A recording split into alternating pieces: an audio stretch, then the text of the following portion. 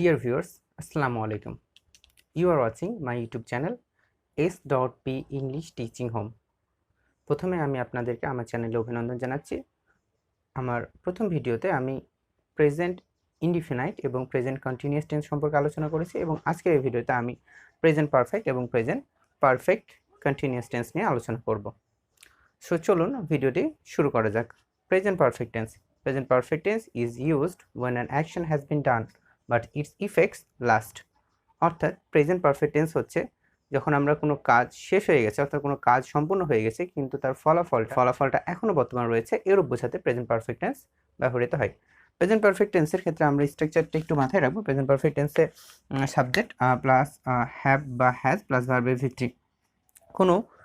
কোনো সেন্টেন্সকে যদি present perfect tense হতে হয় তাহলে অবশ্যই হ্যাভ বা হ্যাজ প্লাস ভার্বের ভিত্তি থাকতে হবে। অর্থাৎ কোনো সেন্টেন্স যদি প্রেজেন্ট পারফেক্ট টেন্সে হয় তাহলে অবশ্যই তার ভার্বের ভিত্তি হবে। এবং প্রেজেন্ট পারফেক্ট টেন্সের ক্ষেত্রে আরেকটা জিনিস আমাদের খুব লক্ষণীয়, সেটি হচ্ছে একটা নোট আমরা খেয়াল করব। Subject third person singular number হলে হ্যাজ বসে আর বাকি সব ক্ষেত্রে হ্যাভ বসে। অনেক সময় আমাদের হ্যাভ কোথায় বসাবো এবং হ্যাজ কোথায় বসাবো এটা নিয়ে সমস্যা হয়। এর আগের ক্লাসেও আমি পার্সন নিয়ে আলোচনা করেছি। আমি টেন্সে যখন প্রথম ক্লাসটা নিই সেখানে আমি পার্সন নিয়ে আলোচনা করেছি। আপনারা যদি সেটা মিস করে থাকেন তাহলে অবশ্যই আই বাটনে ক্লিক করে সেই ক্লাসটি দেখে নেবেন। সো একটা জিনিস আমি আবার রিপিট করছি, subject third person singular number হলে হ্যাজ এবং বাকি সব ক্ষেত্রে হ্যাভ বসে। Subject third person singular number হলে হ্যাজ এবং বাকি সব ক্ষেত্রে হ্যাভ বসবে। So present perfect tense identify কীভাবে করবো? প্রেজেন্ট পারফেক্ট টেন্স চিনতে হলে আমাদের কিছু ওয়ার্ড মনে রাখতে হবে। সেগুলো কোনো সেন্টেন্সের মধ্যে যদি just now, already, yet, never, ever, lately, recently ইত্যাদি শব্দগুলোর কোনো একটি শব্দ থাকে তাহলে সেটি অবশ্যই প্রেজেন্ট পারফেক্ট টেন্স হবে। প্রেজেন্ট পারফেক্ট টেন্সের কয়েকটা উদাহরণ আমরা দেখে নিই। I have done my duty, I have done my duty. I subject have done, এখানে আমি রুলসটা একটু খেয়াল করবেন। Subject third person singular number হলে হ্যাজ, বাকি সব ক্ষেত্রে হ্যাভ বসে। আমি যদিও সিঙ্গুলার কিন্তু তারপর এখানে হ্যাভ ভাব গ্রহণ করছে। এই জন্যই যে প্রেজেন্ট পারফেক্ট টেন্সের ক্ষেত্রে আমরা হ্যাভ হ্যাজের ব্যবহারের ক্ষেত্রে আমরা জানি subject third person singular number হলে হ্যাজ আর বাকি সব ক্ষেত্রে হ্যাভ বসবে।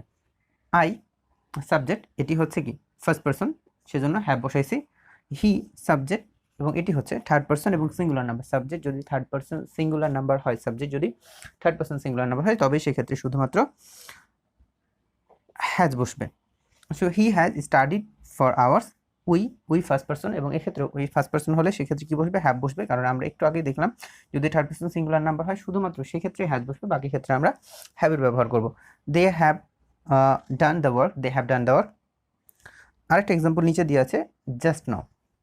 Shahid has done his duty just now. একটা জিনিস আপনারা এখানে একটু নোট করে রাখবেন, জাস্ট নাও এবং নাও যদি একটি সেন্টেন্সের মধ্যে শুধুমাত্র নাও থাকে তাহলে সেটি হয় কিন্তু প্রেজেন্ট কন্টিনিউয়াস টেন্স। কিন্তু কোথাও যদি দেখেন যে জাস্ট নাও আছে, জাস্ট নাও থাকলে সেটি অবশ্যই প্রেজেন্ট পারফেক্ট টেন্সে হবে। সো যদি জাস্ট থাকে তাহলে সেটা হয় প্রেজেন্ট কন্টিনিউয়াস টেন্স এবং যদি জাস্ট নাও থাকে তাহলে সেটি হবে present perfect tense.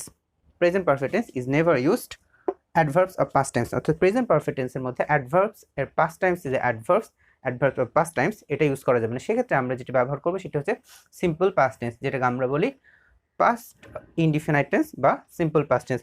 So let's see an example. একটা উদাহরণ দেখা যাক। He has gone to Rajshahi yesterday, he has gone to Rajshahi yesterday, he has gone, is it a present perfect tense? And yesterday is a past adverbial. So at the same time you can't use present perfect tense and adverbial. Correct answer is he went to Rajshahi yesterday. So আমরা একই সাথে present perfect টেন্সের মধ্যে কখনো past adverbials use করতে পারবো না। Let's see another example. I have received your letter yesterday. I have received, here is the marking point, and yesterday. Here is also have received present perfect tense and also used at the same time yesterday. Yesterday is the adverb of past time. So you cannot use you can't use add present perfect tense and adverbs of past time. So the correct answer is I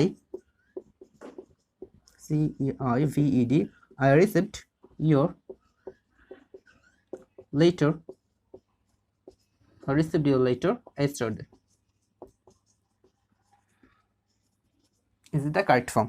So let's see another example. He has come here last Friday. Here is also has come, say present perfect tense. Here is the correct answer is he he came here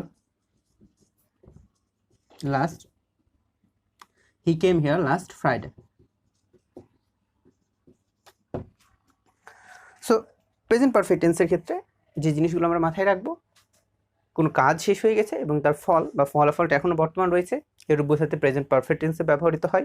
এবং present perfect tense আইডেন্টিফাইয়ের ক্ষেত্রে আমরা কিছু শব্দ মাথায় রাখবো, just now, already, yet, never, ever, lately, recently ইত্যাদি শব্দগুলো যে কোনো একটি শব্দ যদি কোনো সেন্টেন্সের মধ্যে থাকে তাহলে সেটা আমরা প্রেজেন্ট পারফেক্টের স্ট্রাকচারের মধ্যে ফেলবো। এবং প্রেজেন্ট পারফেক্ট টেন্সের স্ট্রাকচারের ক্ষেত্রে আমরা মাথায় রাখবো হ্যাভ, হ্যাজ প্লাস ভার্বের ভিত্রি। হ্যাভ, হ্যাজ প্লাস ভার্বের ভিত্রি যদি হয় তাহলে সেটি অবশ্যই প্রেজেন্ট পারফেক্ট টেন্সে হবে। এটা কি করব, প্রেজেন্ট পারফেক্ট কন্টিনিউয়াস টেন্সের ডেফিনেশনটা একটু দেখা যাক। The present perfect continuous tense is used for action which began at time in the past and is still continue. অর্থাৎ কোনো কাজ অতীতে শুরু হয়েছে কিন্তু কাজটা এখনো চলমান, এখনো চলছে, এরকম বোঝালে প্রেজেন্ট পারফেক্ট কন্টিনিউয়াস টেন্স আমরা করব। প্রেজেন্ট পারফেক্ট কন্টিনিউয়াস টেন্সের ক্ষেত্রে স্ট্রাকচারটা হয় সাবজেক্ট প্লাস হ্যাভ বিন বা হ্যাজ বিন প্লাস ভার্বের সাথে আইএনজি। এর আগে যখন আমরা কন্টিনিউয়াস টেন্স করি, প্রেজেন্ট কন্টিনিউয়াস টেন্স করি, তখন আমি বলেছিলাম যে কন্টিনিউয়াস টেন্স হতে হলে সেটি অবশ্যই মেইন ভার্ব বা মেইন ভার্ব যেটি থাকবে তার সাথে অবশ্যই আইএনজি হতে হবে। কোনো সেটি প্রেজেন্ট কন্টিনিউয়াস টেন্স হোক বা পাস্ট কন্টিনিউয়াস টেন্স হোক বা ফিউচার কন্টিনিউয়াস টেন্স হোক, প্রত্যেক কন্টিনিউয়াস টেন্সের প্রধান বা মেইন বৈশিষ্ট্য যেটি হচ্ছে সেটি হচ্ছে ভার্ব প্লাস আইএনজি। অর্থাৎ কোনো সেন্টেন্সকে যদি প্রেজেন্ট পারফেক্ট কন্টিনিউয়াস টেন্সে হতে হয় বা প্রেজেন্ট কন্টিনিউয়াস টেন্সে হতে হয় বা পাস্ট কন্টিনিউয়াস টেন্সে হতে হয় বা ফিউচার কন্টিনিউয়াস টেন্সে হতে হয় তাহলে সেটা অবশ্যই মেইন ভার্ব বা মূল ভার্ব যেটি থাকবে সেটার সাথে ভার্ব প্লাস আইএনজি হবে। সো এখানে আমরা মেইন জিনিসটা যেটি মাথায় রাখবো সেটা হচ্ছে হ্যাভ বিন বা has been plus verb plus ING. এবং এর আগের ভিডিওতে আমি হচ্ছে কোথায় হ্যাভ এবং কোথায় হ্যাজের ব্যবহার হয় সেটি সম্পর্কে, এর আগের ক্লাসেই আমি কোথায় হ্যাভ এবং হ্যাজের ব্যবহার হয় সেটি বলেছি। যদি subject third person singular number হয়, সেক্ষেত্রে আমরা হ্যাজের ব্যবহার করব এবং বাকি সব ক্ষেত্রে আমরা হ্যাভের ব্যবহার করব। এখানে আরেকটি জিনিস খুব গুরুত্বপূর্ণ, প্রেজেন্ট পারফেক্ট কন্টিনিউয়াস টেন্স হলে আমাদের সিন্স এবং ফরের ব্যবহারটা খুব ভালো মতো জানতে হয়। আমরা এখানে খেয়াল করব ফর হচ্ছে period of time, duration of time, অর্থাৎ অনির্দিষ্ট সময় বা মোট সময়। এবং সিন্স আমরা সেখানে ব্যবহার করব, এটা হচ্ছে পয়েন্ট অফ টাইম এবং বিগিনিং অফ টাইম। অর্থাৎ একটি হচ্ছে পিরিয়ড অফ টাইম বা ডিউরেশন অফ টাইম এবং আরেকটি হচ্ছে পয়েন্ট অফ টাইম, অর্থাৎ একটি হচ্ছে নির্দিষ্ট সময় এবং একটি হচ্ছে অনির্দিষ্ট সময়। ফর যখন আমরা ব্যবহার করছি তখন সেটি হচ্ছে অনির্দিষ্ট সময় এবং যখন আমরা সিন্স ব্যবহার করছি সেটি হচ্ছে নির্দিষ্ট সময়। চলুন কয়েকটা এক্সাম্পল খেয়াল করা যাক। আমরা শেষ থেকে শুরু করছি। He has been reading this book since morning or since 8 AM. এখানে যেটি হচ্ছে সিন্সের ব্যবহার আমরা এই জন্যই করছি কারণ আমরা সিন্স যখন বলছি পয়েন্ট অফ টাইম, এটি হচ্ছে নির্দিষ্ট সময়। এবং he has been reading this book, সে এই বইটি পড়তেছে সিন্স 8 AM, 8টা থেকে বা সিন্স মর্নিং, সকাল থেকে। সো এখানে টাইমটা যেটি করা হয়েছে টাইমটা নির্দিষ্ট করে দেওয়া হয়েছে। আমরা উপরে এক্সাম্পলটা একটু দেখব। হি has been reading this book 2 hours, for 2 hours। এখানে কিন্তু 2 ঘন্টার কথা বলা হয়েছে, কিন্তু কোন 2 ঘন্টার কথা বলা হয়েছে সেটি কিন্তু এখানে উল্লেখ নাই। সো এটাকে আমরা বলতে পারি এটি হচ্ছে পিরিয়ড অফ টাইম বা ডিউরেশন অফ টাইম, সময়ের ব্যাপ্তি বা এই সময়টা হচ্ছে অনির্দিষ্ট সময়। আগের এক্সাম্পলটা দেখি, আগেরটার মতোই ইট। এখানে আরেকটি জিনিস খেয়াল করুন, এখানে হ্যাজের ব্যবহার করা হয়েছে কারণ এটি হচ্ছে থার্ড পারসন এবং ইহা এটি হচ্ছে সিঙ্গুলার। সো সেজন্য এখানে হ্যাজ, আগেরটা প্রেজেন্ট পারফেক্ট টেন্সের ক্ষেত্রে আমরা যেমন শিখেছি এখানে প্রেজেন্ট পারফেক্ট কন্টিনিউয়াস টেন্সের ক্ষেত্রেও ঠিক সেম থাকবে। এখানেও দেখুন it has been reading since morning, morning দিয়ে আছে, যেহেতু এটা হচ্ছে নির্দিষ্ট সময় সেজন্য এখানে আমরা সিন্সের ব্যবহার করেছি। আগেরটা দেখি আই হ্যাভ, একটু খেয়াল করুন আয়ের সাথে আমরা হ্যাভের ব্যবহার করছি কারণ এর আগের ভিডিওতে করছি সাবজেক্ট যদি শুধুমাত্র থার্ড পারসন সিঙ্গুলার নাম্বার হয় সেক্ষেত্রে আমরা শুধুমাত্র হ্যাজ করবো এবং বাকি প্রত্যেকটা ক্ষেত্রে হ্যাভের ব্যবহার করব। So I have been doing this work for 2 hours। দেখুন এখানেও সময়টা হচ্ছে অনির্দিষ্ট, এটাকে আমরা বলছি period of time. He has been living here for 5 months, এখানে আরেকটা জিনিস আপনারা খুব সহজভাবে মাথায় রাখতে পারেন, এটা হচ্ছে একটা টিপসের মতো। যদি সিঙ্গুলার বোঝালে সেক্ষেত্রে হচ্ছে কি, সিঙ্গুলার যদি বোঝায় সেক্ষেত্রে হচ্ছে কি সিন্স, আর যদি প্লুরাল বোঝায় সেক্ষেত্রে আমরা ফরের ব্যবহার করতে পারি। ফর 2 hours প্লুরাল বোঝাচ্ছে সিন্স মর্নিং, সকালবেলা, সিঙ্গুলার বোঝাচ্ছে ফর 2 days, প্লুরাল বোঝাচ্ছে ফর 5 months, প্লুরাল বোঝাচ্ছে। সো আমরা প্লুরালের ক্ষেত্রে ফর এবং সিঙ্গুলারের ক্ষেত্রে সিন্স, এটা আমরা মাথায় রাখতে পারি।